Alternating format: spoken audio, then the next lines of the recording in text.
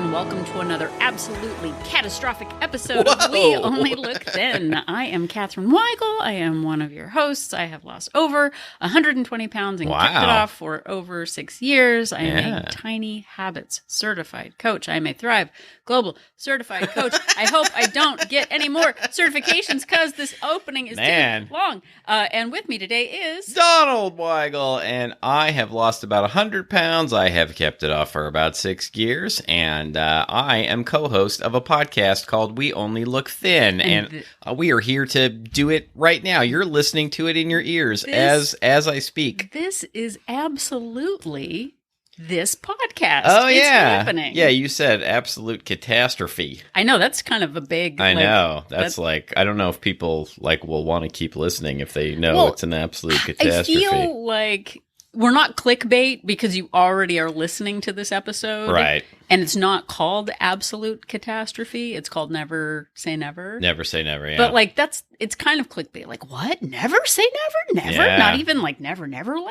Yeah. No, we should try harder to be clickbait. Yeah. Like, California doctors, this is the secret they don't want you to know. Wasn't there a meme the other day that was like, I spent most of my time in medical school learning things that we don't want you to know. Yeah. Yeah, it was like the best part of medical school was learning the secret weird weight loss success trick that we won't share with you. Yeah. Exactly. Something like that. So Donald, we call this episode Never Say Never. Yeah. What's that? Like, what do you think of when you think of Never Say Never? Well, I think of the 80s band Romeo Void. Yes. Mostly because True. they have a song called Never Say Never, which is not the most family-friendly song in the world, but it is a banger. So I'm going to change the lyrics. It is a bop. Are you ready for it? I'm ready. Okay, so we're not going to say what they say, but I'm going to say what I'm going to say, which is this. Yeah. So, okay, it starts out, I might like you better if we snack together. See, I'm making it's like now Kids Bop appropriate. Yes. But never say never. Yeah, no, I like that. Boop, booty. Donald said it was the only song in history that appropriately used a saxophone. Yeah. Well, I didn't say it was the only one, but yeah, that was one of the very few appropriate uses of a saxophone. I never said only. I'm about to alienate all of our saxophone-loving and or playing listeners, but the sound of a saxophone typically drives me crazy in a bad way. See, okay, but there was like an Apple Jacks commercial when I was a kid. Yeah. I want to say Apple Jacks. These were before Pinterest. Okay, my parents never let me have Apple Jacks. Like, never. Right. They were like, no, you're not going to No, I know, and it's ruined your childhood, and you're still bitter about it. Yeah, that was the worst thing that happened in my childhood. Yeah. But I remember there was a commercial where there were, like, kids, and they were wearing, like, baggy shorts with suspenders and Ray-Bans, and they also were playing saxophones. I'll never be as cool as those kids. Oh, I've never say never. I have never been and never will be. No, I can say never in this case. Never say never. We're saying never a lot we literally said never say never, and we're already doing it. I but know. in the commercial... Well, we said it twice in the title. We did. Yeah. But in the commercial, there were kids playing saxophones, and there were Apple Jacks everywhere. And I imagine... You were Apple Jacksing? We're turning that into a verb? Let's do the Apple Jacks, Apple Jacks is now a verb. We're Apple Jacksing. I don't know. It's kind of like pogoing, like the Apple Jacks. Yeah. The Apple Jacks shuffle. I don't know. But Apple Jacks shuffle. I just imagined there being a world in which I was like, this is my mood board. Like, I want the saxophone, I want suspenders, I want the Ray-Bans. Like, that's kind of what my vibe was for 7th grade. It's not too late. It's not too late. You can still do it. I think a photo shoot is in order. We need to do this soon. Hi, everybody, do the Applejack Shuffle. It's the Applejacks Shuffle. And turns starring out, Catherine now Weigel. Ask me about how I feel about Apple Jacks. How do you feel about really it now? good. Now that you're an adult who can have them whenever you want. They're good. Oh, okay. Like, I do like them. They're very good. I thought that's not the direction I thought you were going. So I know Romeo Void came to mind for you, which it's a banger. It's a great song. It is. That song slaps. It slaps, as the kids say. Yeah. But I think what I thought was Fievel Mouskowitz. Fievel Mouse. There's a song in that. I can't remember what that movie was called with little Fievel Mouse. An American Tale. Out there. Literally everyone knows it's called An American Tale. Yeah, it's so good. But it was spelled Tail, I think. Oh, I don't remember. I'm not spell. Yeah. I'm not good spell. Yeah. So I don't really. I'm not good spell. You're not good speak either. No, I'm not. I can't actually remember if it was A Land Before Time. Or it was, what did you say? It's called An American Tale. Fievel Moskowitz was not in A Land Before Time. No, that was dinosaurs. It was, yeah, but okay. Get your cartoons straight.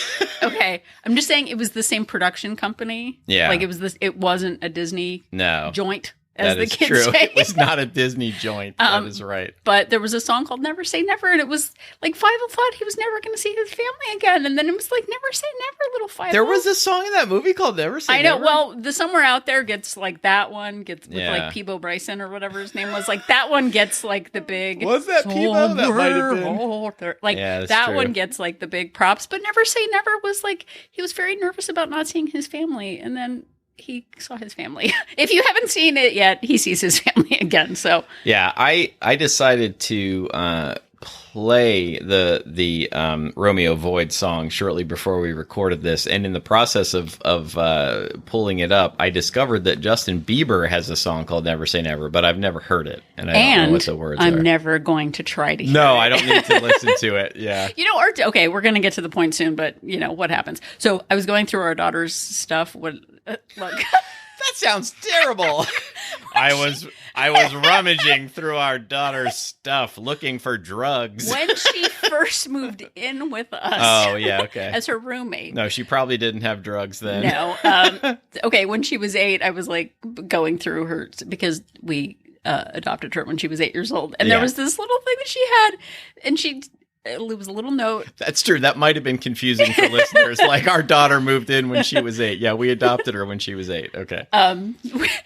But there was a little note that she had that said, "I love Justin Bieber."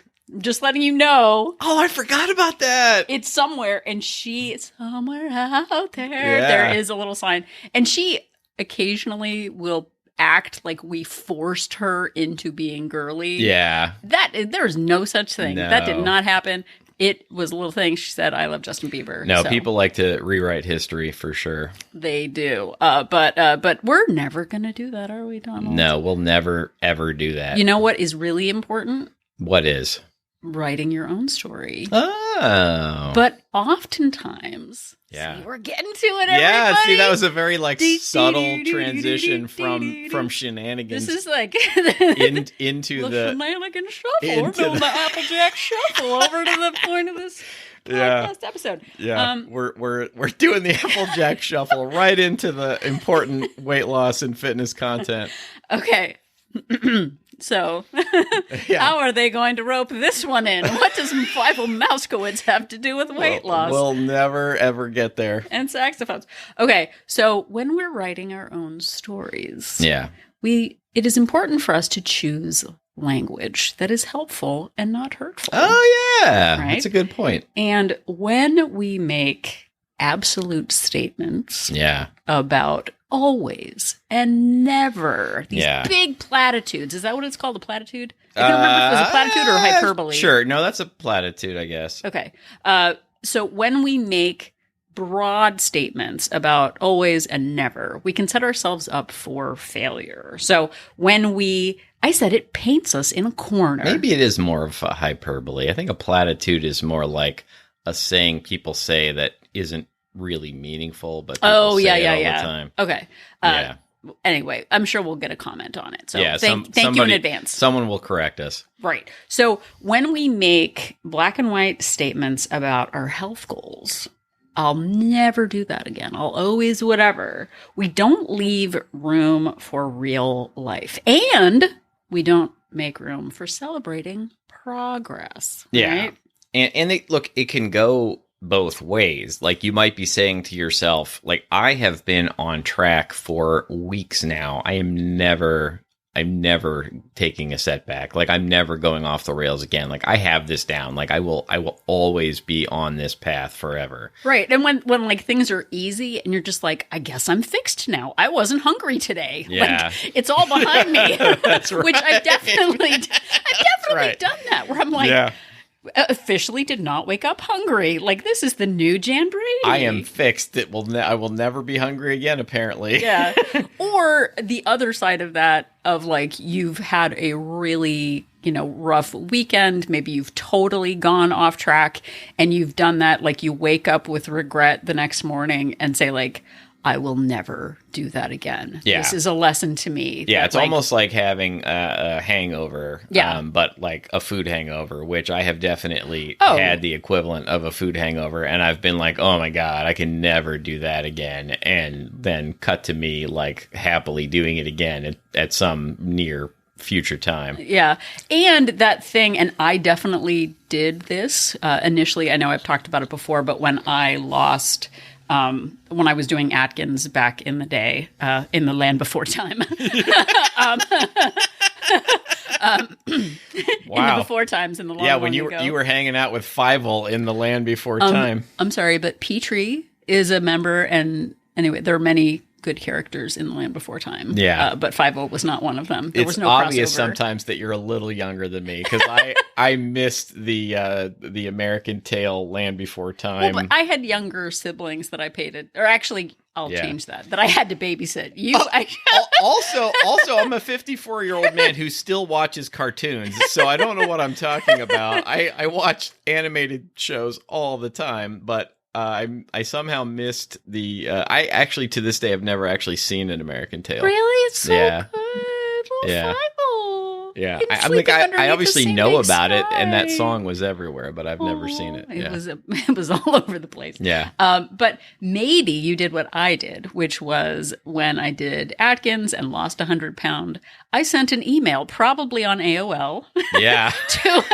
You posted it on your MySpace page. On my MySpace page, but probably was, saying like, I've lost weight, I've learned my lesson, I'll never be that 300-pound person again, I'm fixed. Literally said that, and then started gaining weight just after that, because making a giant statement like, I'll never, I'll always, I've learned my lesson, it's not really realistic. And there are also people who have said things like, I promised myself I would never be this weight again. Right. Like, that is a really big one. Yeah.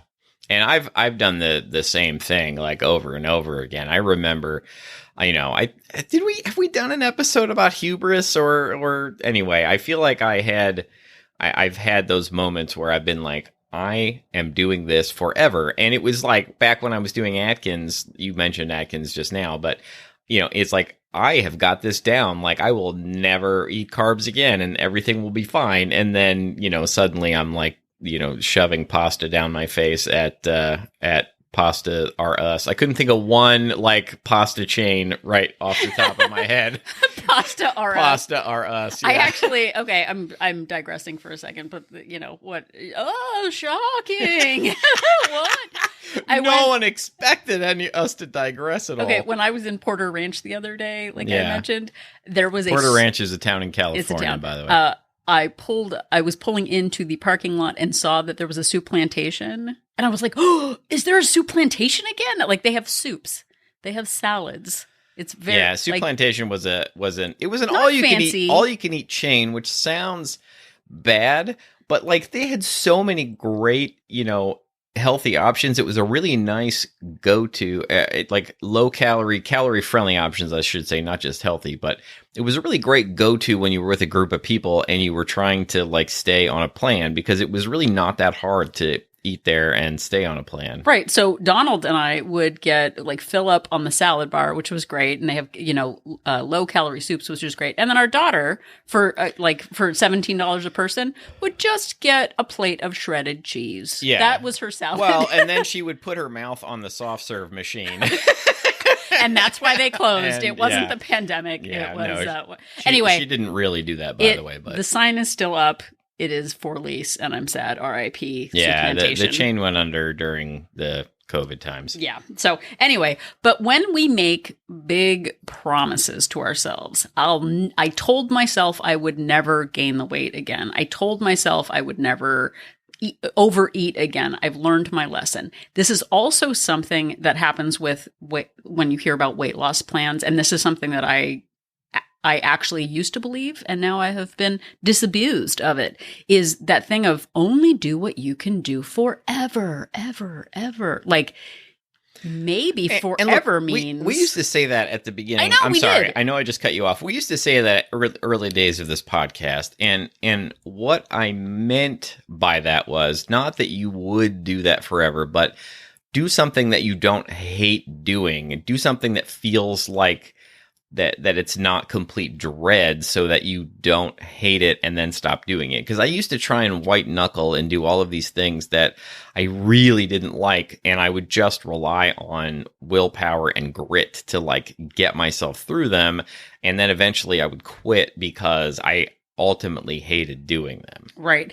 And for me, that only do a weight loss plan that you can do forever, this is a lifestyle, that didn't take into account circumstance changes. So a season is actually what I meant by forever, and I didn't realize it. Like will always, I can't imagine not going on giant walks every day. I can't imagine doing whatever. When seasons change, your habits change. And when we allow for the idea of needing to pivot or change, we're leaving ourselves open to like not seeing ourselves as a failure when we stop something. Yeah, because like we might make a promise in a moment of pain, or we hit that rock bottom that you were talking about, but that isn't helpful to our mindset because it doesn't allow for real life. And we make these giant promises and then have a setback, like you mentioned in the opening of the episode, it feels like a catastrophe. Right. It's like when you say you'll never do it again and then you do, you feel shame. And we also like lose trust in ourselves when that happens. Right. And when we're saying the thing also, I'll never do that again, it feels like a blood oath, right? Like it feels like yes. This episode has the Applejacks Shuffle. It's got blood oaths. Absolutely. It's got dinosaurs. We're making blood oath to you that we will provide the best content out there. It'd be better if we talked. It would be a shorter episode if we talked about what wasn't in this episode. But it's true. When we make a big promise, it feels like we're serious. Like if we're like, I'm going to make a small change. That doesn't feel like what? A small change? That's not exciting. Like, right. What's that about? Like, and it feels powerful and it feels like ambitious and it feels like momentum, but it's not. It's not. So like Donald said, when we catastrophize, when we do that, never always, oh my gosh, now I've relapsed and I'm a garbage person and this is proof that I can't get it done. That's when we go to extremes. Like, well, I overate today, so I need to go and burn it off at the gym all day tomorrow. Yeah, like people punish themselves with exercise, and I used to do this too. And, it's like exercise is not meant to be punishment, or at least in my mind, it shouldn't be punishment. Like exercise is meant to improve the state of your body and also help your, mental well-being. It's not meant to be, I'm going to make myself feel terrible. I'm going to exercise myself into being a better person. Exactly. And another thing we might do is, oh my gosh, I totally blew it yesterday. I went totally over my goals. So today I'm just not going to eat. Yeah. So that I balance it out at the end of the week for my calories. Well, and that leads to, sorry, I just cut you off again. That leads to that vicious cycle of like, oh, I overindulged, so now I'm going to make up for it by way under eating for a day or a few days or a few weeks. And then eventually you're like, I am so hungry and I feel so deprived that I'm going to binge again, because I can't help it. Well, and that is that punishment cycle of overindulging and then, whether it's exercise, bulimia or actual bulimia or just super under eating as proof that you really are going to pay like you're paying penance for your poor choices, it adds a value judgment. Like I am either a good person or a bad person. A bad person overeats, a good person like pays the price for that. Yeah, and like another thing that it leads to, and it led to for me, I would have an indulgent meal or an indulgent day, and I would be like, well, I may as well like just give up until next week. Or, I'll have an indulgent meal in the morning, and it would be like, oh, I may as well just give up until tomorrow. Well, I've had an indulgent day. I'll give up until next week or next month or next year or next decade. Right. And just, it was so hard to get back on track because I would just feel like, well, I've already blown it this far. Why should I bother, continuing to move forward? Well, and Donald was talking about that, like, well, I'll just start again next week or next month or whatever. For me, what it did, like when I was on Weight Watchers, because I would need to go in for a weigh-in each week. Yeah. If over the weekend I went off track, I would feel guilt and shame. So I wouldn't go back to Weight Watchers.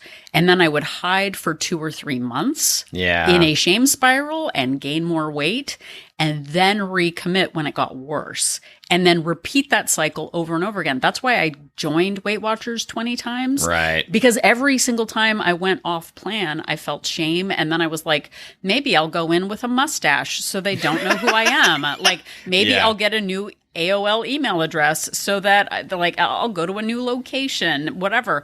And I would do that. You imagine me with a mustache? No, I was just imagining like, hey, that Weight Watchers client is actually 3 cats in a trench coat. Like, I don't know. But that sort of leading to your behavior as shame is not good. There, I said it. It's not. I'm not afraid to say it. Yeah, some people won't give you the straight talk. You're a straight shooter from the hip. So this was a big pattern for me. And when I know I've talked about it before, and I mentioned it just a second ago, I, at one point in my teens, 20s, and into my early 30s, was bulimic. And that was sort of my way of undoing the caloric promiscuity that I had. I've since gotten past it. If you have serious issues with the eating disorder, please reach out to a professional. But I was able to get through it on my own. One of the podcasts that we listened to called Brain Over Binge, I was listening to an episode, actually a 2-part series, episode 52 and 53. I'll link to them in the show notes if you want to check them out. Where the host of the show interviewed a woman named Catherine Thompson, PhD. That's Catherine with a K. Just letting you know for the for two all of you have to fight if you were in the same room. Exactly. So Catherine Thompson coaches women with bulimia, and the focus of the 2 episodes, which I found very fascinating, and sort of is the meat and potatoes and Apple Jacks of this episode is that's not a great combo, but you've never had. I guess I've never Apple tried Jacks it. crusted tofu. I guess anything? I haven't. So I suppose until I try it, I shouldn't knock it. Okay, so she was talking about bulimia recovery, but I think that this topic is really germane to anyone on their weight loss journey, is talking about instead of thinking of stopping a behavior 100%, that never say never, I'm never going to do it again, that was the before me, now is the new me. When we do that and we think of that sort of rigidity of holding our breath and just making sure it's never going to happen, her main focus for her clients was to focus on reducing the frequency of an episode, the intensity of an episode, and the duration of an episode. And all of that really resonated. Of seeing progress over time is a much kinder way to look at setbacks than seeing as, well, now I've got to set it back to 0. Now I had another episode, so that means and people actually say this, like, I've ruined all my progress. Yeah. I'm back to 0. As if, you've been working hard for weeks or months, and then suddenly one meal or one day just destroys everything. And it's a really harmful mindset, and it's really difficult to achieve a long-term goal if if you have the idea that, well, if I miss one day or one thing, or I do one thing wrong, that the entire plan is derailed. Well, and I remember in that movie, Scott Pilgrim versus Everybody in the World, or whatever it was called. I think it's just called Versus the World, yeah. So there is a vegan character. And they accidentally eat cheese, and the vegan police come and arrest them because, like, obviously, you know, if you go over your calories, the calorie police are like, you're out, you're not no inspiration for you, whatever.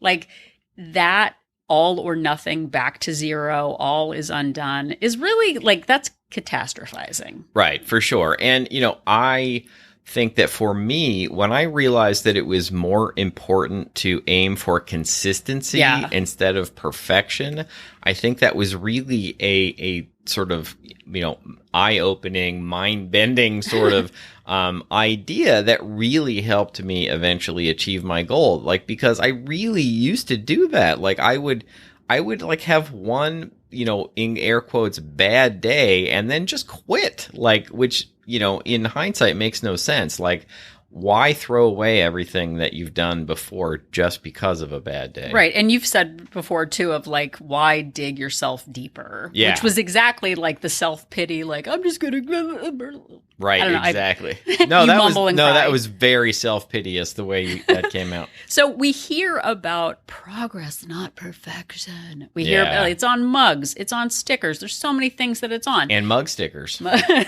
But when you hear like, okay, well, how do I... Like, what is progress? Like, how do I even measure that? There's no way to do that.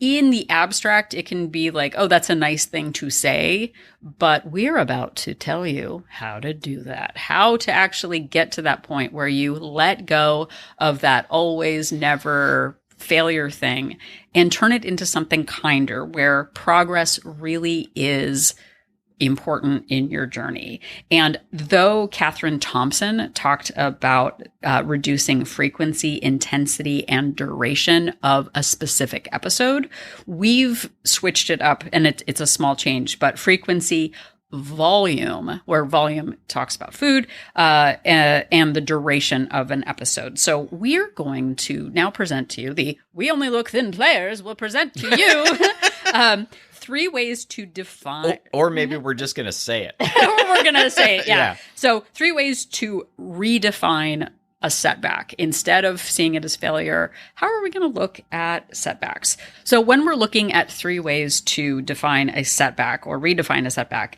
we look at frequency, reducing the number of off-track events is progress. So for example, I used to overeat every single day. I used to get takeout. We used to get takeout every single day, basically. Yeah, every meal was a party, right?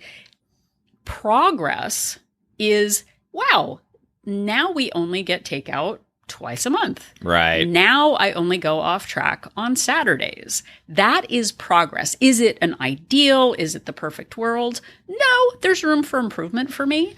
But when we are able to actually see that as progress instead of, well, that's not enough, blah, blah, like I'm either perfect or I'm a garbage person. Yeah. When we look at it and go, oh my gosh, I really did used to eat out every single day. Now I'm getting salads most days. I'm cooking at home. I go off track every once in a while. When we actually celebrate that, we are letting go of that perfection ideal, or that like, oh my, now I need to stop going to Weight Watchers and get 3 cats and a trench coat and go to a new, I think that's what you said. Something like that. I don't know what I say. But reducing frequency of off-track events is really impactful. And I think that it is not just for when you have an indulgent day or an indulgent meal, but also if you are at a place where you're starting from zero, basically, where you're just going from,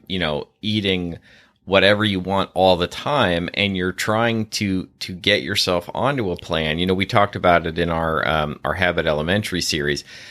Meeting yourself where you are and just realizing like, oh, I don't have to immediately go from this to, 1,200 calories a day, right, eating sad, like tasteless food that I don't like. I could gradually step it down it makes it so much easier and so much less daunting to go on that kind of a journey venture when you don't have to go straight to like perfection. Right. And I think as part of that, and a good example is, what if back in the day we just decided if we were eating out and overeating every single day, what if we decided Mondays were our days to just eat at home and not binge? Right. Like, that is progress. But at the time, it would have been like, well, that's not enough. That's not going to do anything. That's going to do like, what if future us had gone, like, were able to go back to the us of 30 and 35 and be like, hey, buddy, why don't you just eat at home today? Like, how's that work? It doesn't have to be every single day. Improving by one day really does matter. And so the middle part of frequency, volume, and duration. So an example of volume is reducing your volume. Maybe when you have an indulgent day, it used to be 4,000, 5,000, 6,000 calories, which I know sounds like a lot, but I used to easily like knock that out in a day.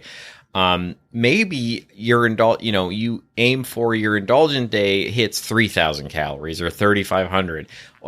Maybe you're stepping it back from the extreme 6,000, and that is a victory because you're reducing the volume that you're eating on those indulgent days. Well, and an example of that is when we would get takeout, we would get, like for Indian food, we would get 2 kinds of naan, 2 kinds of bread, an appetizer, individual entrees, and we would each get a pint of Ben & Jerry's. That is not a joke. And you left out, we used to each get our own entree, and then we would usually get a third entree to share. Yeah. Because we wanted to taste more things. Right. Yeah. We wanted to taste the rainbow. But like, so for like in that terms of like, well, how could someone eat 6,000 calories?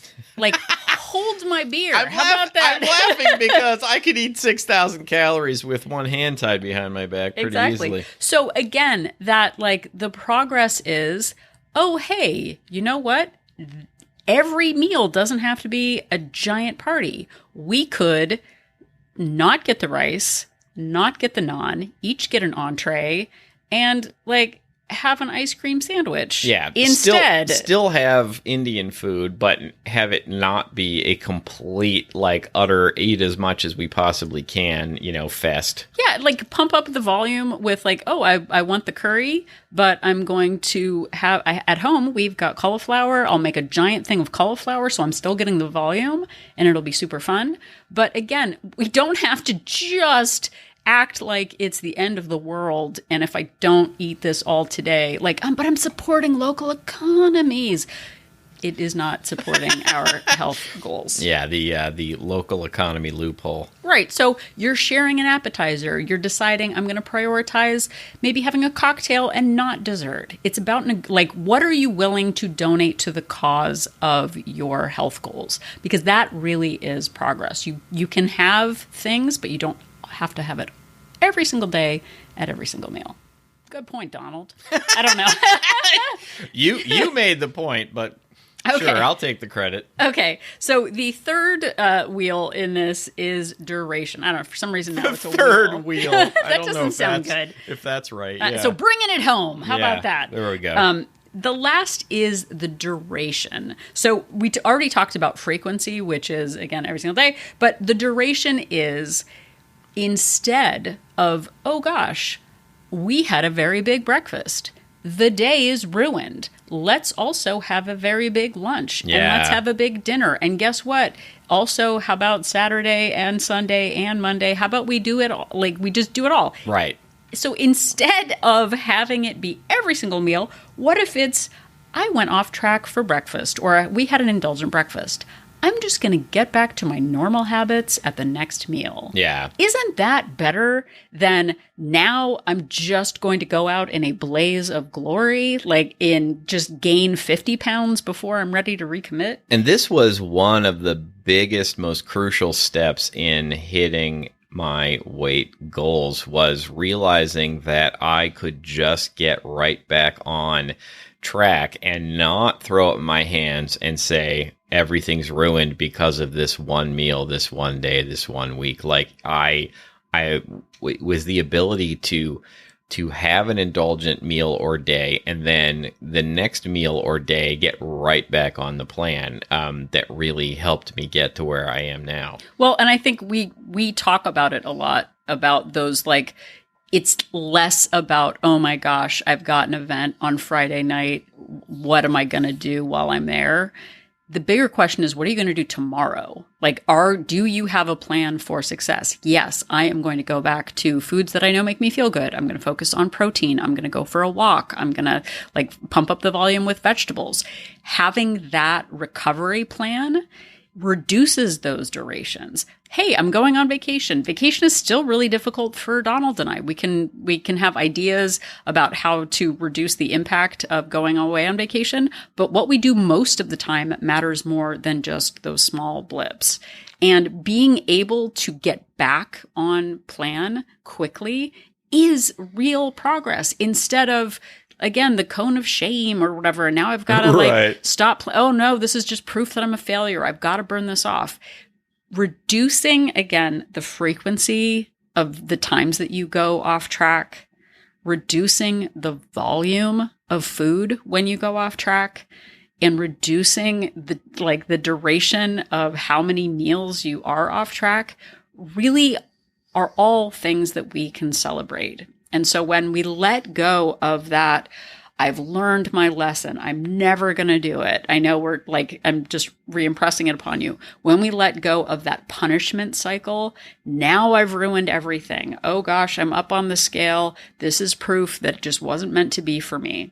When we can step back and really see the progress and be kind to ourselves, that's when you start realizing, I know I feel better when I take care of myself. I know when I take agency in my choices. I know when I don't act like a victim and make everything, blow everything out of proportion. That feels like a much better way to live our lives than to just sulk and pout and then, overeat as revenge for our poor choices. Yeah, and it allows you to be much more proactive than extreme. It's not this on-off switch. It's not this, I'm either doing it in, either I'm all in 100% or I'm out 100%. It allows for your human normal life to occur, and you don't have to do all of these extremes. And you can really be proactive in deciding what you are able to do at this season of your life. Right. So for anyone listening to this episode, what is one thing that you could take away from this? What is one mindset shift? I can get right back on track. Tomorrow, I will go back to my normal behaviors, and I will celebrate that. Associating yourself or identifying as a person who gets right back on track is much better than identifying as someone who is incapable of making progress. So which one might you work on? Frequency, reducing volume, or the duration? For me, I think that getting right back on track after a single event is really kind of the keystone for me of recovery. Yeah, I think me too. And so but that could be different for you. Maybe for you, it's like, oh gosh, I really didn't realize that ordering 7 different entrees was a bad choice. And I know, but we used to do that. I know, all the time. Yeah, we're ordering for a family of 12 and we're not. So which one for you is something that you could focus on? Part of that is actually paying attention to being off track and recovery, looking back. And that's why we use our trackers, we use our Fitbits, we use our, calorie tracking apps. Even if I don't track on days that I go over, I can just put in a generic over 8-day thing. And it helps me see oh, okay, well that, I went off for 1 day. That doesn't mean I'm not going to track the whole week. I'm just going to get right back on track. So which one is going to work for you? Which movie did Fievel Mouskowitz star in? people still don't know. I've mentioned it like 4 times. How is time spelled? Is it Thyme? The Land Before Tales, it was called, or The Tales Before Land. I can't remember which, but one of those was the Fievel movie, and there was a second Fievel movie too, wasn't there? Oh, there's many Fievels. There's sixels. Was there Fievels of them? That's not nice. He was a wonderful mouse. I didn't mean to besmirch the good name of Fievel Mouskowitz. Thank you so much for listening to this episode of the show. We really appreciate each and every one of you. Even if you're offended by us besmirching Fievel Mouskowitz, we appreciate you hanging in till the end. All of our episodes are available on our website and on YouTube. I can officially say every single one of our episodes is available on YouTube. You can listen there. There's no video. It's just audio, but that gives you the opportunity to see them all. And the most recent 300 episodes are available on all the major podcast platforms. Wherever you found this episode, or you can go back to the beginning on our website, like I mentioned, at weonlylookthin.com. Yep, and if you are at weonlylookthin.com, you can click on that link-a-doodle-doo for join our support group, where you can find out more. Our niece actually at one point was like, Catherine says a doodle-doo a lot. Yeah. She adds, that's like the suffix to most things. Yeah, you do. Snack-a-doodle-doo. There's lots of ways things, to doodle-doo things. There's nothing wrong with it. No, we enjoy it here. So if you're going to doodle-do something, click on that link for Join Our Support Group and find out more about Wolt Place. Wolt Place is our Facebook-based accountability group for women. We are not a weight loss plan, but we are a place for support and accountability, daily check-ins and Zooms. None of it is mandatory. There's no Wolt Police that's going to show up at your door if you don't do your little check-ins. Oh, the Wolt Police. We need to make that an episode title. But you just show up as you are. Work on yourself. It's a lovely group of women who are super supportive. No naysayers, all just positive support. We have 2 subscription options, a monthly subscription with a 3-day complimentary trial and a 3-month subscription with a 7-day complimentary trial to see if Wolt Place is right for you. Work on your frequency, intensity, and duration with us in Wolt Place. Yes, please check it out. And you can also check us out on other forms of social media. We are on Instagram and Facebook at We Only Look Thin. And I guess YouTube's not really social media, so I was going to say that, but I don't know. Anyway, you can also find us by emailing us if you would like. Our email address is weonlylookthin@gmail.com. We enjoy episode suggestions. We've turned lots of listener emails into episodes of the show. We'll answer your questions the best we can. And you can also just email us and tell us how awesome and good looking we are. We enjoy those sorts of emails as well. Yep. And if you want to be a Cool Beans part of our street team, head over to Apple Podcasts. The Wolt Street Team. I like it. Head over to Apple Podcasts and leave us a rating and a review. Not only does it let us know that what we're doing is making a difference in your life, but it actually really does help other people find our podcast when they are looking for inspirational podcasts like ours. I used to think street teams were like kind of like the Hell's Angels or something, like they would maraud the streets. Yeah. Like I saw the Kiss FM van the other day on the 101 freeway. And I was like, is that the street team? Like they're out to like renegade. Did you just say the H word, by the way, on our clean podcast? But that's the name of a thing. Hex Angels. Hex Angels. Yeah. I was trying to think of those Red Beret guys who used to be in New York. Those were the Guardian Angels. The Guardian Angels. Yeah. But anyway, join our street team. I'm sorry I said all of that because now I'm off track. But leave us a rating and review. It really, really super duper does doodle-doo. Let us know that what we're doing is making a difference in I think Catherine's your broken. life. She can't stop saying doodle-doo. All right. So if you're talking to somebody and you want to throw in a couple doodle-doos while you're doing it, would also be helpful if you would just give us a shout out. If you could recommend the podcast to somebody, that would really be helpful. If it comes up in conversation, if you know know somebody who might get something out of it. It really does help the show grow. Or if you are on the interweb, if you're in a Facebook group or a Reddit group or a Discord server and it seems appropriate to give us a shout out, we would really appreciate it. It really helps the show grow. It really does. So, if you've not really heard anything we've said because you've been thinking too hard about how to do the Applejack Shuffle, please just try and remember that Catherine and I are an inspiration. It's just a step to the left. And then I kick to the right. That is the time Put your warp. hands on your hips. And do I don't know what the lyrics are. Yeah, clearly.